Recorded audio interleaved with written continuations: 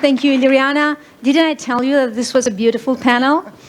Well, thank you really to all the speakers for humanizing enlargement. We're not just talking about political will, institutions, technicalities, but we're talking about people, and that's very important. So what I got away from this session is that Europe is not just a continent, it's an idea. It's a place where it's shaped by culture, by history, by values. And as one of the founding fathers of the European Union, Konrad Adenauer, used to say that European Union was a dream of a few, but it's hope of many. So thank you for your energy. Now I would like to introduce, and it's my great pleasure, to introduce a leader from the Western Balkans, whose voice has become in Brussels and elsewhere a synonym është bërë sinonimi I krijimtarisë, ambicjes, por edhe angazhimit të plotë ndaj të ardhmes europiane, kryeministri I Shqipërisë Edi Rama. Dje, Shqipëria arriti një fazë shumë të rëndësishme të Bashkimit Evropian, duke çelur tashmë të gjithë kapitujt të negociatave. Faleminderit shumë dhe nga ana tjetër, na duhet të themi që Shqipëria është një nga ato vende ku më shumë se 90% e qytetarëve përkrahin skajshmërisht shumë antarësimin në Bashkimin Evropian. Pra, gjithmonë është e qartë që gjithçka mund të arrihet me besim të plot.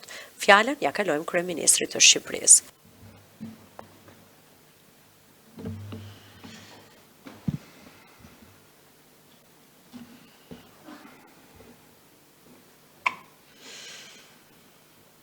Dear friends of Europe, të dashur miq të Europës, dear Gertjan, and through you, e dashur Gertjan dhe nëpërmjet jush edhe e dashur Marta. Thank you for the invitation and for Faleminderit për ftesën.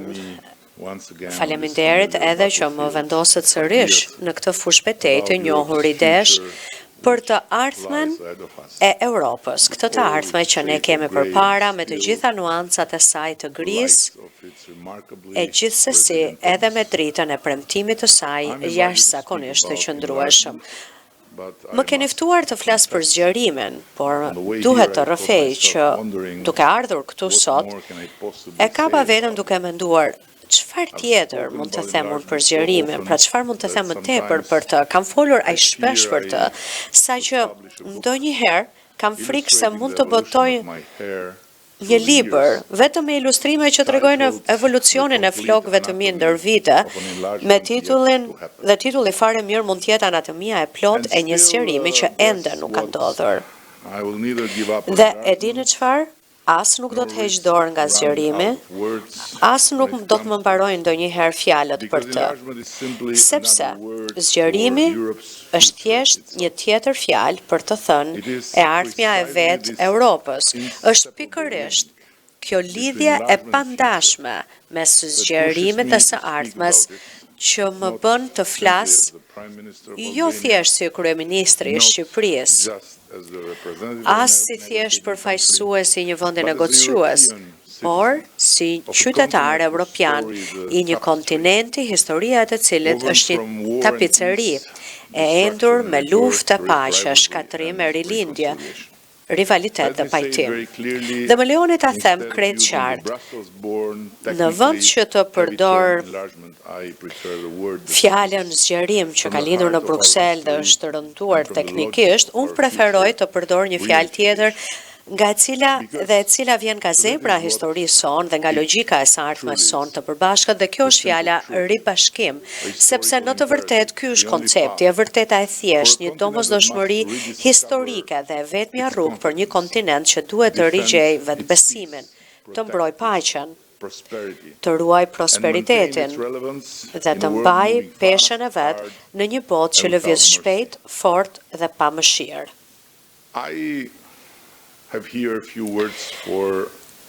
Dhe tani dëshiroj të them pak fjalë për Martën, për këtë zonjë e cila për Më pak se 2 javë do të ketë mbushur vitin e saj të parë si komisionerja jonë për zgjerimin, dhe në fakt ky fillim I martës duket sikur ndodhi vetëm dje dhe jo sepse koha fluturon, sepse më besoni që sa më shumë plagë kemi aq më shpejt fluturon koha, apo jo Federica? Por për faktin sepse këto muaj Marta na I ka mbushur me lëvizje, me rezultate dhe duhet ta them edhe me një entuziazëm I cili deri vonë besoja se Brukseli e kishte humbur, varrosur dhe që nuk do të kishte shans që të rigjendej. Dje ma Shqipëria hapi 5 kapitujt e fundit të negociatave, 28 prej tyre në drejtimin e Martës. Dhe që t'jemi sinqert, jo vetëm që nuk më kujtohet, për as nuk mund të imagjinoj se kur ka qenë hera e fundit që zgjerimi ka prodhuar kaq shumë debat konstruktiv, kaq shumë presion pozitiv dhe kaq shumë oksigjen të pastër politik. Dhe më lejoni që kësaj sale t'i sjell diçka në vëmendje. Për Shqipërinë, ky rrugtim I ynë nuk ka qenë një rrugë drejtë e mbushur me duar trokitje. Ne vim nga një rrugë gjatë, fillimisht të stigmatizuar dhe të nënvlerësuar për shkak të një imazhi ndërkombëtar të formësuar jo vetëm nga veprimet tona të gabuara, por edhe nga stereotipet e amplifikuara të mediave perëndimore. Më pas të vlerësuar nga Komisioni Evropian për përpjekjet tona të shumta e të sinqerta, por të refuzuar nga Këshilli për shkak të debateve të brendshme politike në disa shtete anëtare. Pra patëm këto 3 momente poshtërimi që testuan durimin ton, besimin ton tek Europa dhe vullnetin ton për të vazhduar punën ton. Dhe nuk do t'i harroj kurrë sepse I kam të gdhendura në kujtesën time fytyrat e zbehta të anëtarëve të Këshillit Evropian pas netëve të gjata të mbledhjeve, takimeve këtu në Bruksel, tek shpreheshin përpara kamerave. BE-ja nuk I mbajti premtimet e saj ndaj Shqipërisë.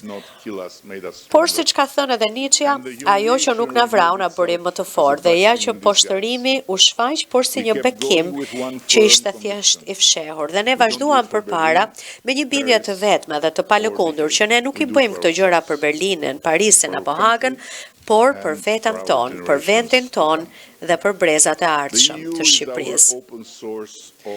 Bashkimi Evropian është burimi ynë I hapur I njohurive, ne mësojmë më shpejt, përmirësohemi vazhdimisht dhe vazhdojmë punën athuase negociatat tashmë janë hapur prej kohësh, duke u përgatitur që t'jemi plotësisht gati kur të vi momenti I duhur. Dhe ja ku jemi tashmë, qëndrojmë drejt me kokën lart, pasi vetëm për 14 muaj kemi hapur të gjithë kapitujt.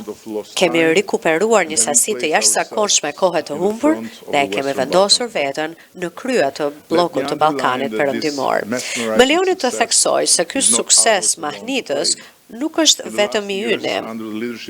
Gjatë viteve të fundit, në drejtimin e presidentes von der Leyen, Komisioni u rikthye në qendër të lojës dhe gjatë këtyre 12 muajve, dhe falenderoj Martën, në saj të saj, pra dhe ekipit të saj, u dirigjua një orkestër e ndërlikuar duke akorduar instrumente që për vite të tëra kishin qenë të pa akorduara, duke krijuar një harmonik aty ku kishte pasur vetëm kakofoni dhe duke rikthyer besimin e çmuar mes Bashkimit Evropian dhe atyre vendeve që dëshirojnë të bëhen pjesë e saj. Dhe nga ana tjetër janë shtetet anëtare me një energji të rinovuar për projektin e madh të ribashkimit në dritën goditëse por kthjellëzuese të agresionit rus në Ukrainë. Ju jam sinqerisht mirënjohës ndaj të gjithëve dhe siç ka shkruar dikur një britanik I mpret në mendim, unë do të mbroja idenë se falënderimi është forma më e lartë e të menduarit dhe se mirënjohja është lumturia e dyfishuar nga mrekullia. Të dashur miq, në barometrin e fundit evropian mbi qëndrimet ndaj zgjerimit të BE-s, Shqipëria doli në krye të asaj liste, me 92% të qytetarëve të saj besnik ndaj BE-s dhe 91% mbështetës të antarësimit. Por më lejoni që të sqaroj një gjë këtu dhe që të sigurohemi që ju as të mos guxoni të mendoni se ai 8 apo 9% që I mbetur nuk janë besnik ndaj BE-s apo mos e dhënë Zoti, janë kundër antarësimit. Jo, ata thjesht ndodhi që u pyetën nga anketa me njëherë pas në një grindje me bashkëshorten apo me bashkëshorten, ose duke qenë në mes të trafikut torturues të Tiranës, ose ndoshta thjesht pak minuta para ndeshjes për kualifikimin të botrorit pra ndaj Serbisë. Ndaj, nëse heqim këta faktorë të jetës së përditshme, shqiptarët janë 100% besnik ndaj BE-s dhe 100% mbështetës dhe përkras të antarësimit. Nuk bëjmë shaka këtu. Tani më lejoni t'ju them se çfarë nuk shkon me ne, duke u nisur me një kujtesë për diçka që shumë brenda Bashkimit Evropian, të lindur në një paqe të kadifet, të rritur mbi astëkët e rritjes së përhershme ekonomike dhe të mësuar në një zonë komoditeti ku edhe volumi i rritjes rregullohet që të mos shqetësohet macja që fle pranë shtratit tuaj, e kanë harruar gradualisht. Të kujtojmë se si dhe pse lindi Europa.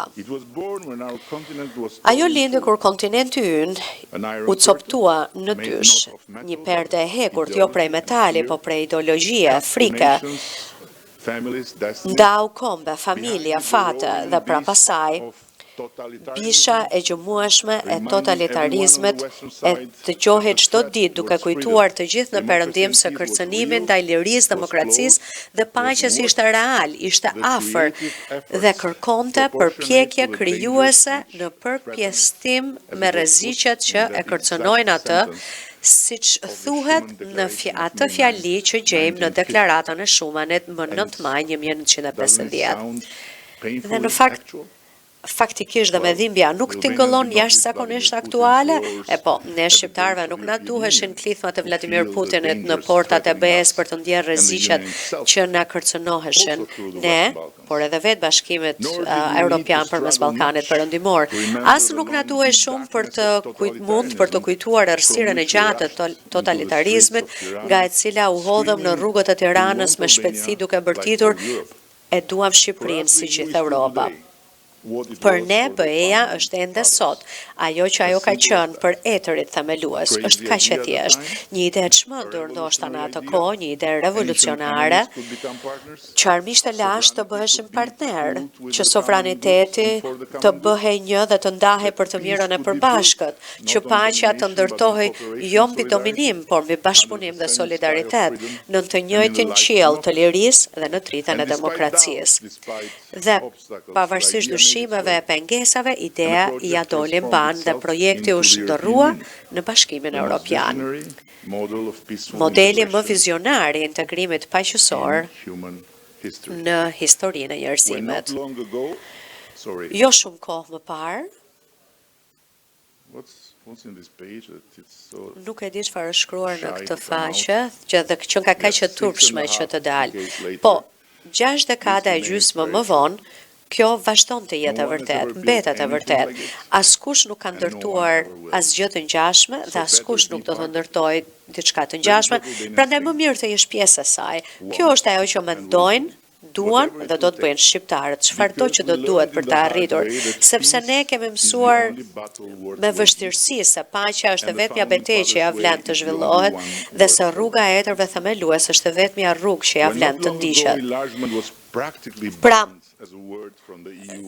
jo shumë kohë më parë, fjala zgjerimi ishte thuajse e ndaluar në fjalorin e BE-s dhe për mua ajo pante erën e tradhtisë ndaj vetë arsyes për të cilën u vu në lëvizje Bashkimi Evropian, sepse për mua zgjerimi përmban përgjigjen më të fuqishme ndaj kësaj pyetje. Çfarë është Bashkimi Evropian? Për çfarë qëndron ai? Dhe le të rindis këtu 5 të vërteta të thjeshta. Ribashkimi shëron plagët historike, ribashkon ose rikthen lidhjet e kombeve të ndara me forcë, rikthen identitetin evropian të atyre që u mbajtën jashtë me dhunë, jo me zgjedhje.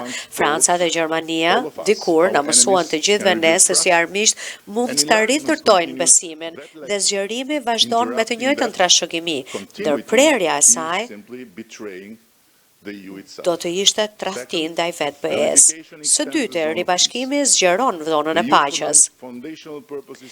Në fakt, qëllimi themelor i BE-s është paqja. Çdo zgjerim ka zgjeruar jo vetëm gjeografinë e Bashkimit Evropian, por në fakt gjeografinë e stabilitetit, demokracisë dhe sundimit të ligjit.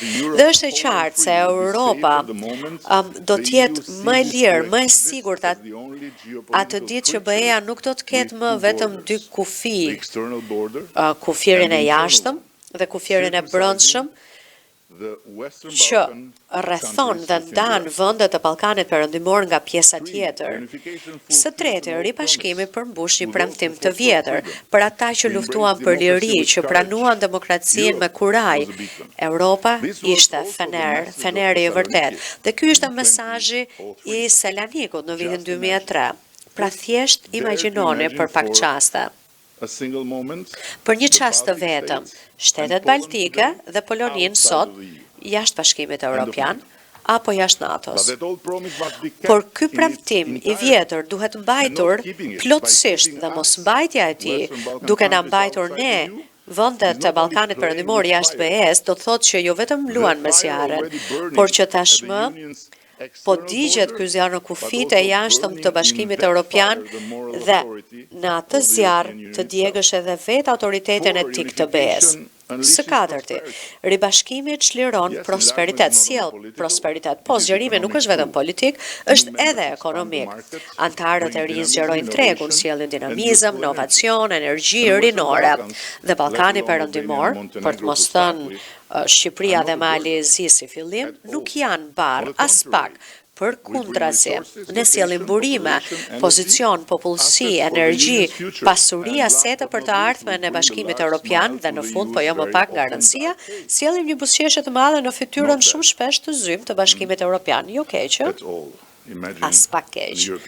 Imagjinoni pak një Bashkim Evropian që buzëqesh çdo mëngjes, çdo ditë në mëngjes. Së pesti, zgjerimi funksionon. Sa herë BE-ja ka ftuar antar të rinj në klubin e saj, përfitimet kanë tejkaluar frikën. Çdo herë ka ndodhur kjo, shifrat e tregojnë qartë. Faktet e ilustrojnë këtë gjë dhe nuk ka as edhe një arsye të vetme që të besojmë që gjërat do të jenë ndryshe tashmë. Përkundrazi, sa më shpejt të ndodh, aq më mirë do të jetë për BE-n. Dhe më lejoni të vazhdoj duke prerë litarin dhe duke shtuar po, na duhet përgjigje ne nga ana jon, për të gjithë ata që thonë nuk funksionon me 27, e si do të funksionoj me 29, si mund të funksionoj me 33 apo 35, me të gjitha vetot që ata kanë, me të gjithë komisionerët e tyre që do të sjellin. Po, e vërtet, po ta shohim nga ky kënd, nuk mundet të funksionoj, por ne mund ta bëjmë të funksionoj nëse e vëmë BE-n të parën, në radhë të parë dhe lëmë njanë egot tona kombëtare, pa veto, pa komisioner për ne, as veto, as komisioner, pra si ju duket, e realizueshme është, kështu që le të flasim për këtë gjë, ta diskutojmë. Të dashur miq, planeti ynë rrotullohet në një drejtim, por jo bota. Bota është e thëzuar, e trazuar, e paparashikueshme gjithnjë e më shumë. Të mendosh se gjërat do t'i kthehen ndonjëherë normalitetit të vjetër është një iluzion i rrezikshëm. Të vepruarit mbi bazën e këtij iluzioni është edhe më e rrezikshme dhe thjesht rrit dhimbjen e zgjimit të pashmangshëm. Demokracia është në tërheqje. Demagogjia po ecën përpara, në marshim të drejtat e njeriut janë në sulm, sistemi ynë po vihet në provë si nga jashtë ashtu edhe nga brenda. Po grumbullohen re dhe stuhi gjeopolitike. Jo vetëm që Europa e ndarë është më e dobët, më e cënueshme ndaj presionet, manipulimit dhe ndikimeve të liga, por duket më tepër si një pre e dëshiruar për agresorët dhe spekulatorët sesa një konkurrent i fortë në lojën e re të fuqive të mëdha. Ribashkimi përmes zgjerimit është përgjigjja më strategjike e Europës, është thelbi i autonomisë strategjike europiane. Europa e bashkuar është Europë që formson fatin e saj, jo ajo që endet në stuhinë e dikujt tjetër. Ata që i kundërvihen zgjerimit flasin shpesh për kosto, por harrojnë faturën e mos zgjerimit. Më lejoni të përmend tashmë disa përbërës të listës së gjatë: ndjenja e pafuqisë, stagnim ekonomik, depërtim gjeopolitik nga aktorë me fytyra miqësore, por që nuk ndajnë vlerat europiane, një Europë me vrim në zemër, një Europë me cënueshmëri të përhershme në periferi, një Europë që trajton idenë e vetë themelimit të vetë, një Europë që nuk është e përshtatshme të mbijetojë si lojtar i madh në këtë lojë të re. Ribashkimi nuk është favor që anëtarët e vjetër u bëjnë të rinjve, është një fat i përbashkët, është një barë e përbashkët, një barë të cilën e ndajmë tani, sot dhe nesër, në një botë ku BE-s i duhen të tjerët, po aq sa të tjerëve u duhet BE-ja në mos më shumë. Atëherë, të vim tani, drejt fundit, ndonjëherë duhet t'i përgjigjem ndonjë pyetje jo fort të lehtë. Për shembull, pse duhet ketë interes BE-ja që ta ketë Shqipërinë në tryezën e saj të rrumbullakët? Unë besoj që përgjigjja është më e lehtë se sa vetë pyetja. Ju uroj mirëseardhjen delegacionit rus.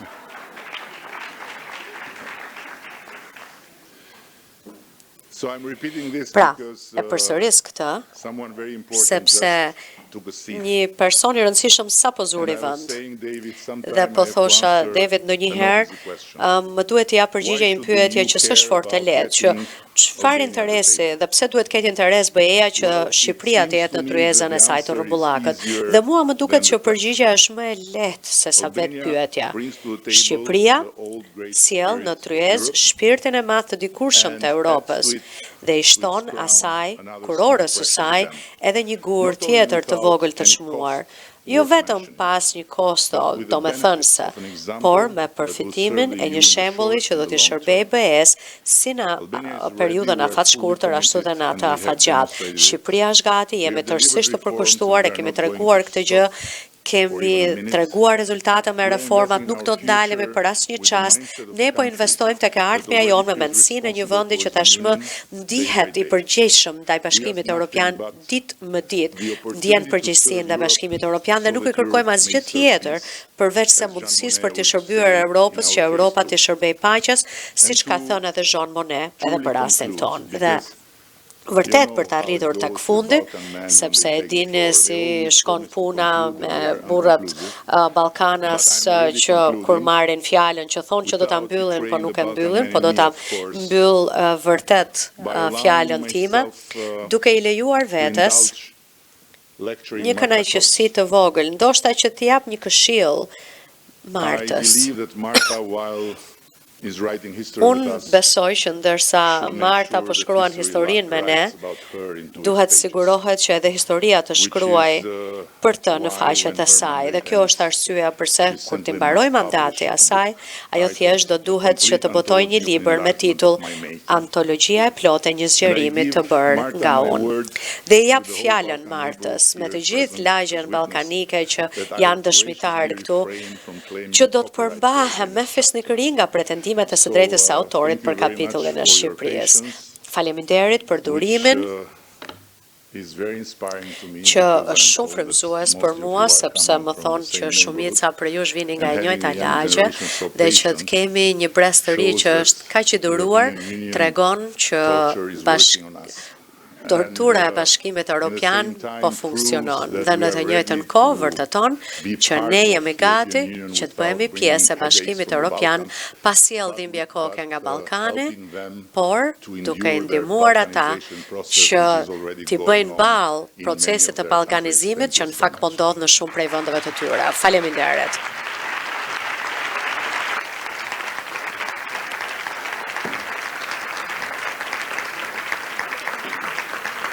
Prime Minister Rama, thank you very much. Nderuar kryeministër, faleminderit shumë për mesazhin tuaj frymëzues dhe ne e dim tani sepse udhëheqësit e Shqipërisë dhe të vendeve të tjera të rajonit, siç kemi folur sot, do duhet patjetër të jenë në tryezën tonë të rrumbullakët. Faleminderit që keni sjell konceptin e ribashkimit dhe kjo është shumë e rëndësishme. Dhe këtë në fakt e kemi diskutuar gjatë gjithë paradites. Pra, pas një dite plot me diskutime për strategjike, politike, dimensionin njerëzor dhe human të zgjerimit, tashmë do të kalojmë tek mekanizmat praktik. Si do të arrim tek poja? Pra,